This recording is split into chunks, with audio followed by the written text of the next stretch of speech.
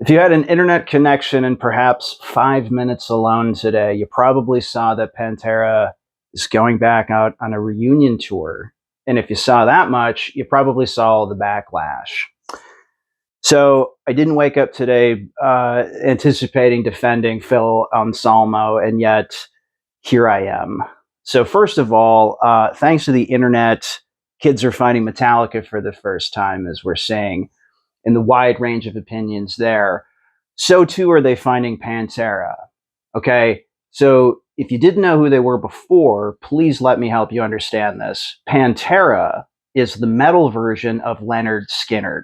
Okay, Confederate flags for days. That's their thing. They rep the South.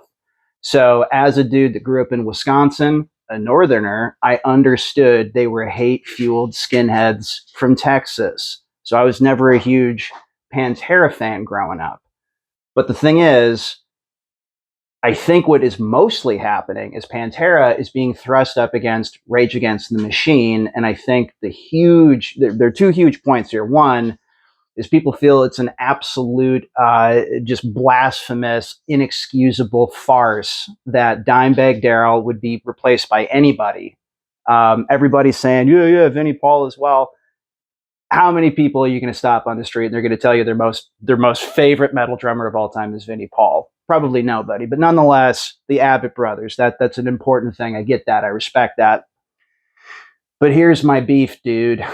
So Rage Against the Machine just went out for a shameless cash grab. And I don't fucking care what you think about that, because they did.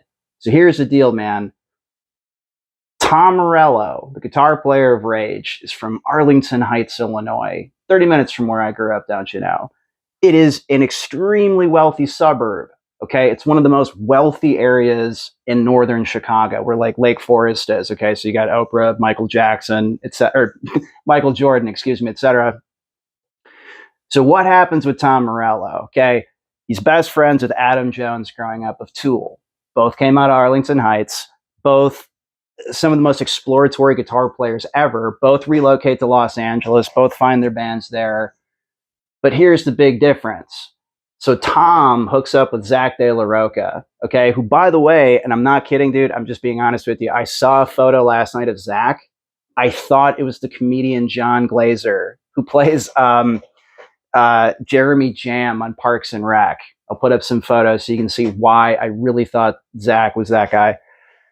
But my point is, Rage Against the Machine comes out. They put out a couple records where Tom was able to use his style of guitar playing with somebody who had a strong political message. Rage does a few records, they vaporize. They're done. Dunzo, dude, okay? Since then, what happened? Tom Morello went on and did Audio Slave.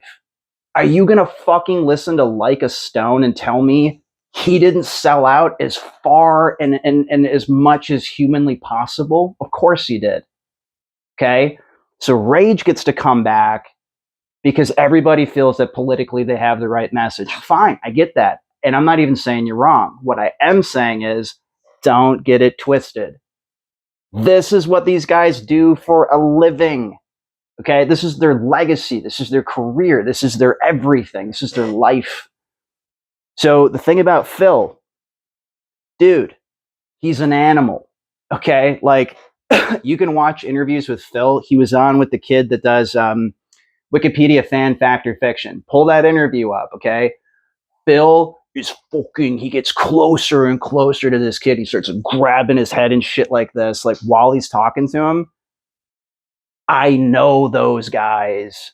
Go to a biker bar sometime. Go to jail sometime, okay? Like, true psychos have no boundaries. They just get all up in your fucking shit and do whatever, and they're out of their minds.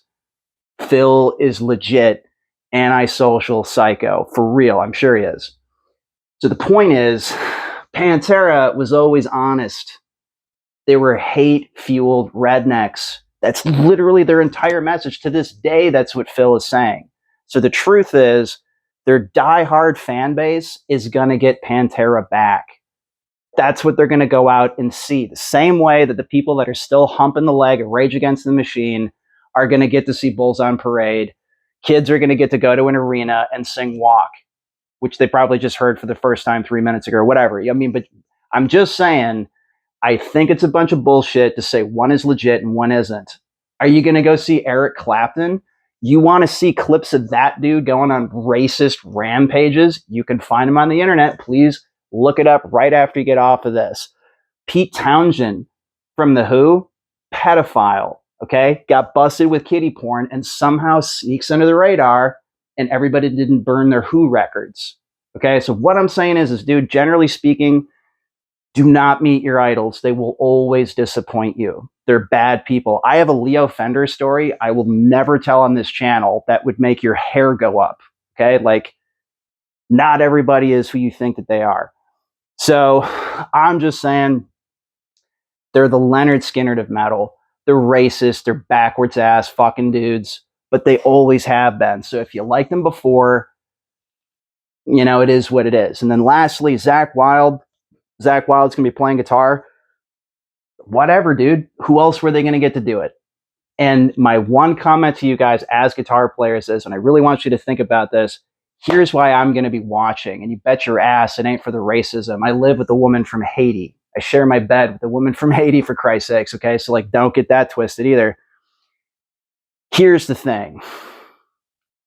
Dimebag, in my opinion, is right up there with Tosin and Abasi. Tosin and Dimebag have my least favorite guitar tones of all time. I just can't stand the way Dimebag's guitar tone sounds.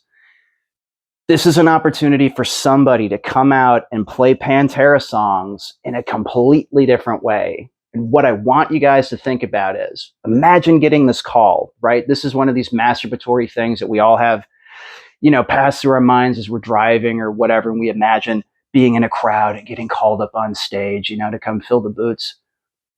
How's he going to play those tunes? Is he going to go note for note? Is he going to just, I mean, flawlessly execute all the Dime's feel and touch and all of that stuff? Or is he going to make it his own? Is he going to change the solos a little bit? Is he going to have different cadences and nuances? What's that tone going to be like? Is he even going to use a Floyd? Who knows? So the point is, I'm not looking at it as Phil Anselmo grabbing a bunch of money. I'm looking at it as Pantera is going to be playing in 2022, and I'm sincerely curious what's going to happen. If it's an absolute train wreck, can't wait to see it. If it's fucking fantastic, that's cool too. But either way, fair is fair. Give him a fair shake, or you're bogus. That's it. Thanks.